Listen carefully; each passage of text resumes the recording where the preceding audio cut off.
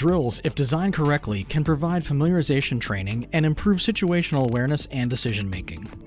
What is a drill? Immediate response actions exercised in Texas school drills demonstrate standardized activities that serve as a guide.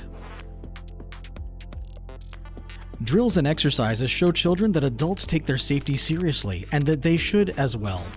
Drills should always be age-appropriate and designed to practice, test, and teach. As students get older, drills can become opportunities to teach students invaluable life lessons about responding to emergency situations. VISD schools are required to conduct 2 lockdown drills per year, or 1 per semester, 1 secure lockout drill per year, 1 evacuation drill per year, 1 shelter in place for hazmat drill per year, 1 shelter for severe weather drill per year, 10 fire exit drills per year, or 1 per month, 2 medical emergency response team drills, including 1 MERT drill and hold drill. Let's talk about the different school drills. A lockdown drill is a response action schools take to secure interior portions of school buildings and grounds during incidents that pose an immediate threat of violence inside the school. The primary objective is to quickly ensure all school students, staff, and visitors are secured away from immediate danger.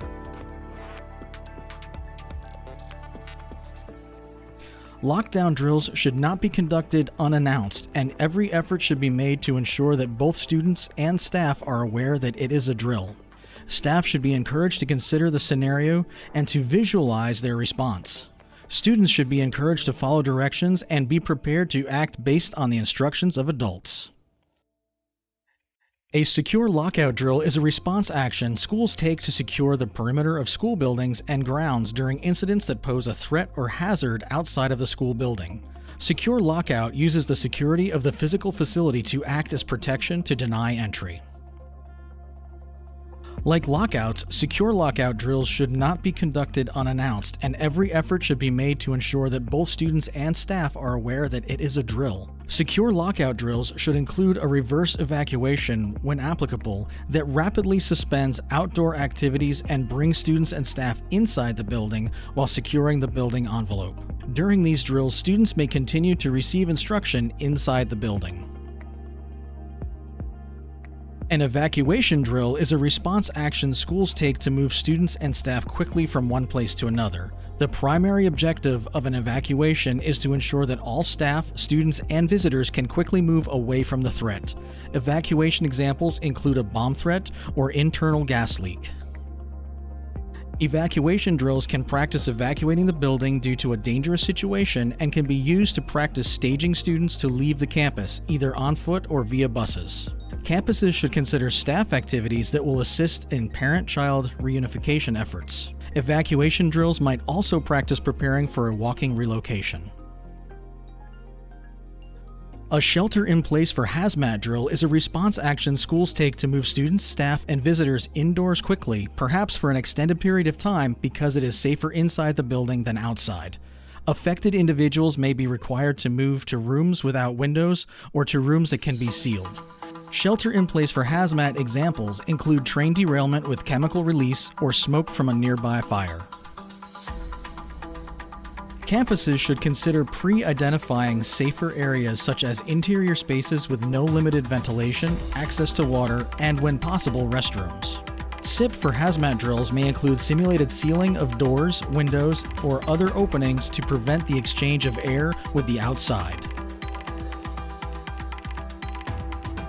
A shelter for severe weather is a response action schools take to move students, staff, and visitors indoors quickly, perhaps for an extended period of time, because it is safer inside the building than outside. For severe weather, depending on the type and/or threat level, affected individuals may be required to move to rooms without windows on the lowest floor possible or to a weather shelter. Campuses should identify safer areas, such as interior spaces with no windows, prioritizing smaller spaces over larger ones. Hallways can be utilized if neither end of the hallway opens to the outside of the building.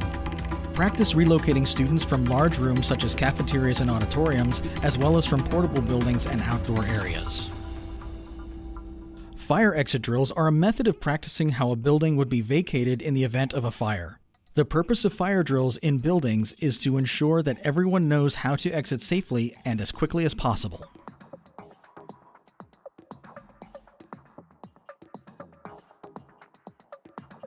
Fire exit drills are speed drills focused on rapid action and positive accountability.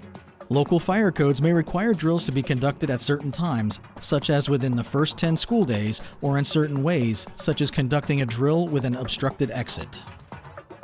A Medical Emergency Response Team, or MERT, is a response by a specific team of staff members to a medical or health emergency on campus. Campuses are required to conduct 2 MERT drills per year. One MERT drill should include a hold drill for students. Hold drills, or hold students drills, are designed to stop the movement of students and visitors during a medical emergency. Campuses are encouraged to practice a hold drill during one of the 2 MERT drills per year. Remember safety for all drills. Any drill that can cause panic or can cause a fight or flight response from students or adults should not be done unannounced. Equipment such as stair chairs, stretchers, and other response equipment should not be used to carry people during drills. Staff should always monitor and be mindful of students' emotional and physical health both during drills and real-world responses. Everyone is responsible for safety. Campuses must consider impacts to individuals with functional or access needs before, during, and after each drill. Assess the effectiveness of procedures to ensure that positive outcomes are as likely for individuals with functional or access needs as they are for other individuals. Engage individuals with functional or access needs to help critique the effectiveness of procedures and to provide feedback on improvement.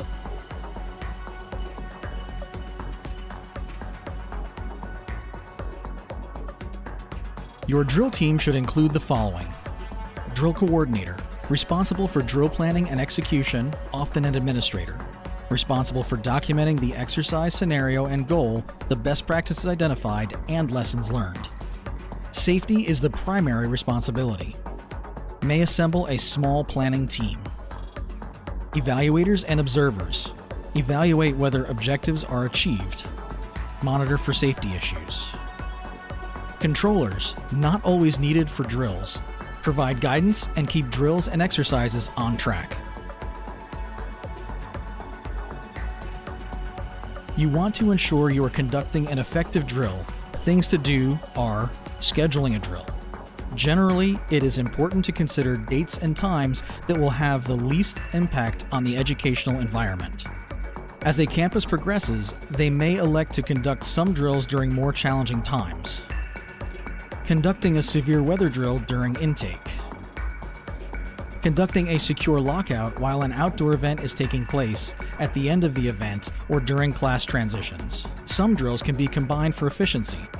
When possible, conduct a hold drill during one of the campus's MERT drills. Many drills can be combined, but campuses should be cautious that learning objectives are still being achieved. Consider including district staff and public partner agencies in some drills.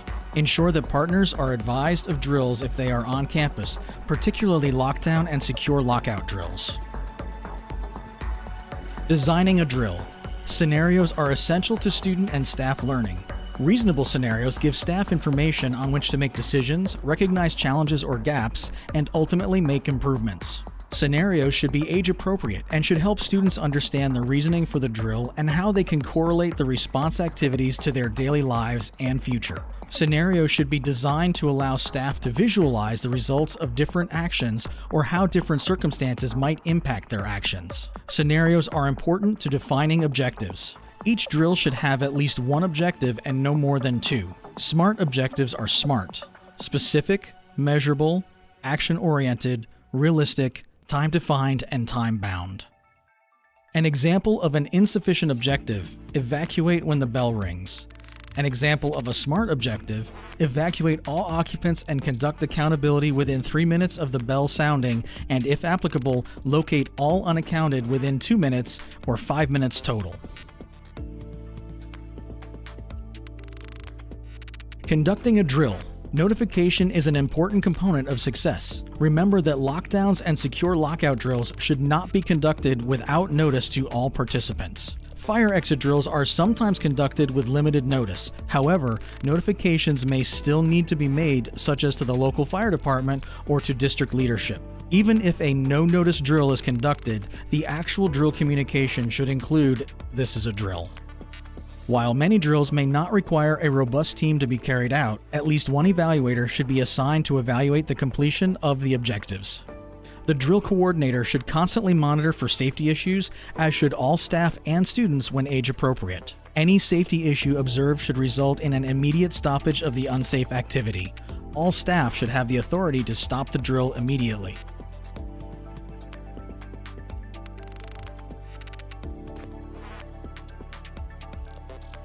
Closing out a drill. Once a drill has been conducted and students and staff have returned to their normal day, staff should be encouraged to monitor students for signs of stress or other issues. Staff should consider briefly discussing the reason for the drill and how students can use best practices and lessons learned in their daily lives. Staff should be encouraged to provide feedback on their own observations. Hot wash. After the drill coordinator should bring together those who observed or controlled the drill to identify best practices, techniques, or behaviors that were exceptionally helpful or led to positive outcomes and should be documented. Lessons learned, opportunities for improvement that should be documented for future solution development or gap fills. Campus needs, infrastructure or equipment shortfalls that should be documented. Remember to report maintenance issues separately.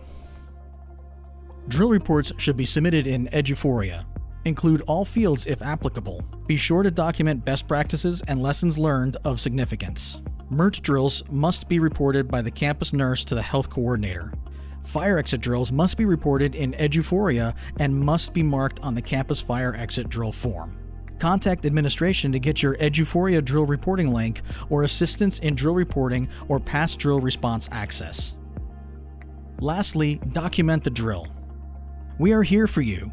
District administration and district departments can provide beneficial support to drills and exercises. Local public safety entities often have staff who have taken courses specific to their roles in school safety and security. Including external agencies can improve drill quality and collaboration. Drills can be valuable to both students and staff, and it is up to you to see that they are.